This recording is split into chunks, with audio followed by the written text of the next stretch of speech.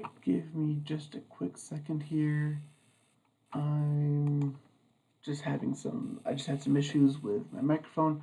So what I'm trying to do is come up with a cleaner way of getting this uploaded. Hang on, just want to test my sound, see how this is coming through, and hopefully it's good and will be taken off.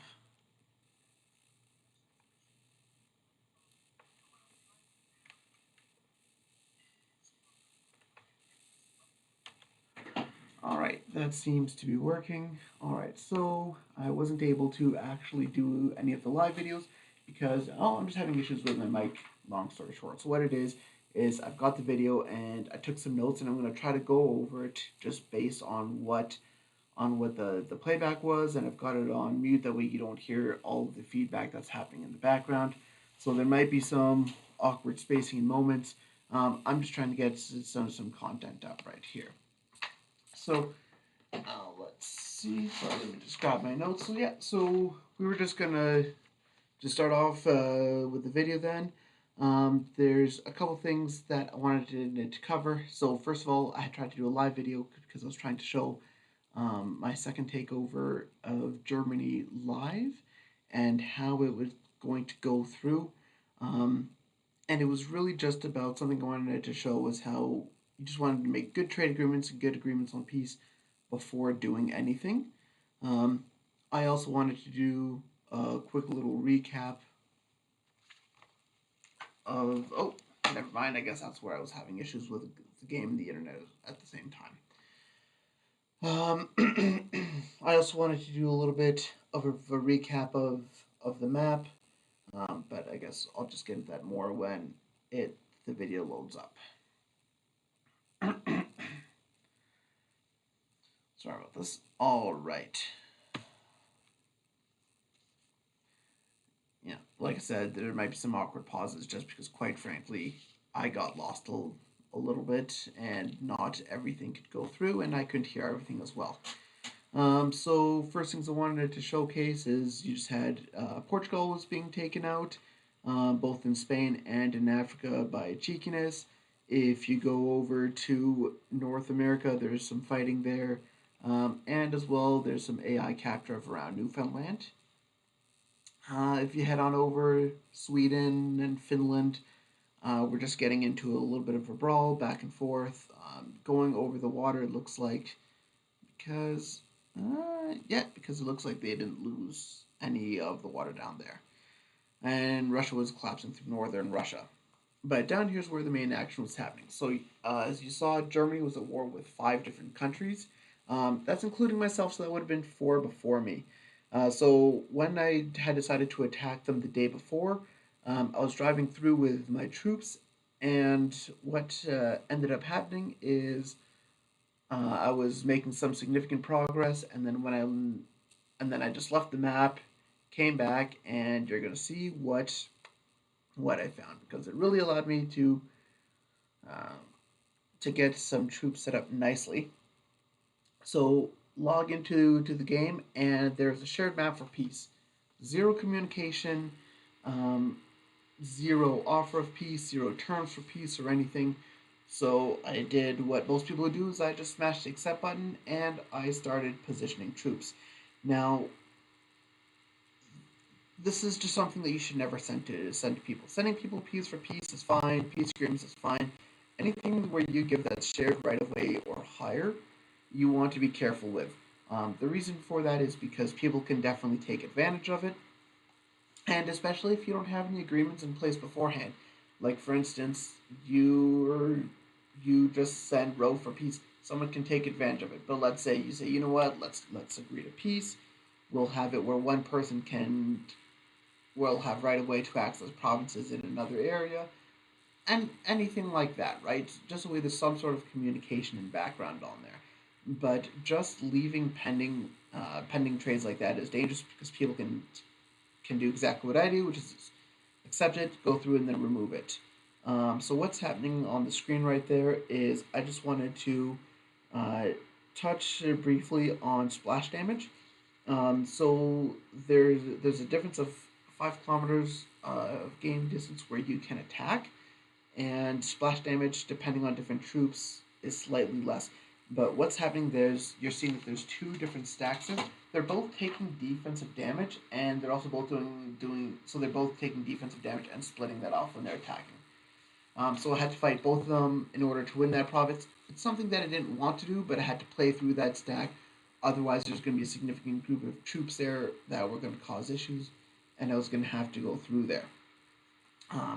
So part of why I was able to pull this off, and you'll notice a distinct lack of troops that Germany has through everything, is because of overexpansion.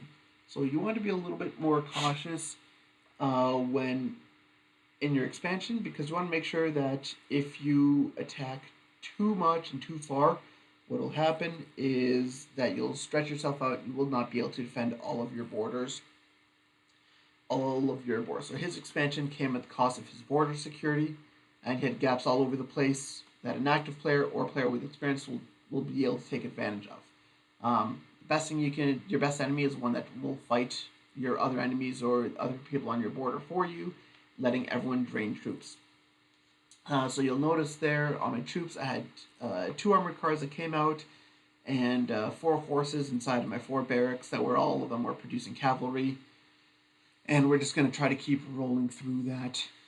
We're just going to try rolling through that just until I can get the targets that I had set for myself, which was it's 100 cavalry by day 20. I might give myself an extra 24 hours to make it end of day 20. We'll see how that goes. But once factories come out, you'll see how much faster you're able to get these units out. So something else I wanted to show was Denmark absolutely abandoning the capital. So that's something that I'm going to be taking advantage of. And it looks like he's also at war with Germany. So he's probably leaving to attack German troops. So as long as Germany does not take Copenhagen, that's something that I can take advantage of. And as long as a single troop doesn't spawn, I can definitely, hopefully, take the capital, capture, get the boost, and just morale up. So between that one and Berlin, it'll definitely help out with my morale in all of my original provinces and on my new captures as well. So hopefully Germany will be distracted with me attacking everywhere else around him, and he also won't take Copenhagen with those 10 troops up there. Something that I'm hoping for. I think, quite frankly, if he's active for any tiny bit, that it'll be something which won't happen, but I have hope. As you can see down there, I'm just trying to move troops through Germany, consolidating. I'm also wanting to do, just as you notice, I have the sort of, hopefully I'll have just like 3 provinces wide, and I'll be able to push through all the way over to Ukraine, because I want to try to keep a small border as much as possible, because I want to avoid overextending myself. So if I shoot too far along the bottom, then I'm overextended along the top, and I'm exposed to Austria on the bottom for an attack.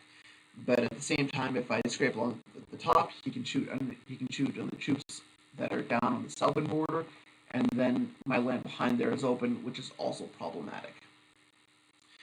Something I wanted to talk about was pathways, so I'm going to highlight Frankfurt in just a second.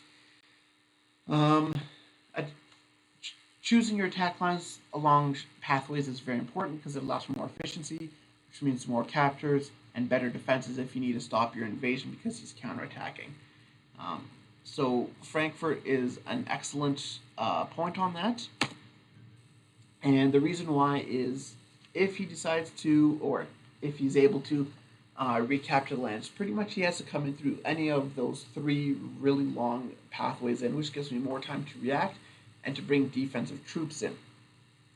As well, I have short exit pathways out, which means that if he's bringing more troops than I can defend, or that I cannot defend against, I'm able to withdraw along short ways. So I had it just testing 44 minutes, which means that if I am withdrawing, I would want to withdraw when he's about an hour away. The reason for that is if I withdraw too early, he can force march a single troop, and that'll allow him to recapture it, and his offense speeds up. So the longer I can hold even a token force inside, inside those provinces really slows down their offense, and it allows me more time to get defenses into place and just to be ready. So before I did this video, I actually canceled all of my market offers. I was just trying to see where I was at. I actually did it uh, during my live, so you would have seen what was on there, but I don't have that saved up anywhere, so that's gone, unfortunately. So I didn't have any more sales to turn into profit. There's a bit more grain and gas that came away from pending purchase offers. Market play depends a lot on being more active than anyone else, but also on other players being active. So down here, I'm just going to talk briefly about what's going on with the AI and how he captured, or different strategies you can use for capturing AI based on Spain's attack on Portugal. So before ranged weapons, there's really two main good techniques that you can use. One is sort of I call bait and drain, and the other one is hit and pull. So bait and drain is where you leave a province open, and what will happen is the AI, they tend to attack the weakest provinces that you have. So by attacking the weakest provinces that you have, they're you just pull troops a couple minutes out and out of the province center, and because it's empty, the AI will almost always send a troop or its troops to attack to capture that. And then what you do is you move your troops back into the defensive position, and you just sit back, take the full defensive power, and you're just draining away the AI troops as they're attacking you exactly where you want to hit, wherever you want to play defense. You can have it to your strongest forward, where you have your biggest defenses. However you want it done, that's easy to do. This way can take a while. The longest I've had to wait was actually 2 days for AI troops to pull, but that's because I only do this when I'm online and able to track it on a regular basis. I don't want to leave our province open, go to bed and be gone for 8 hours and come back, because then there's a chance that I've lost the province and that they're past me. The other one that I like to do is the hit and pull. So you want your attack on the AI province to last 2 hits. And the reason for that is if you capture the province in 1 hit, the AI will not reinforce. But if it takes 2 hits, what'll happen is, this is actually something that might have changed recently, and people were testing it, but I don't have those exact details yet. Is what we were seeing is that the reinforcements weren't as often as they were before, but as you hit, reinforcements will pull from neighboring and other provinces. So that's pretty much all I'm going to be talking about. If you guys have anything that you guys want to include, or anything you guys want to see, or questions you guys have, leave it in the comments, or send an email to supremacycommunityevent.com. You'll see that, well, we want to make sure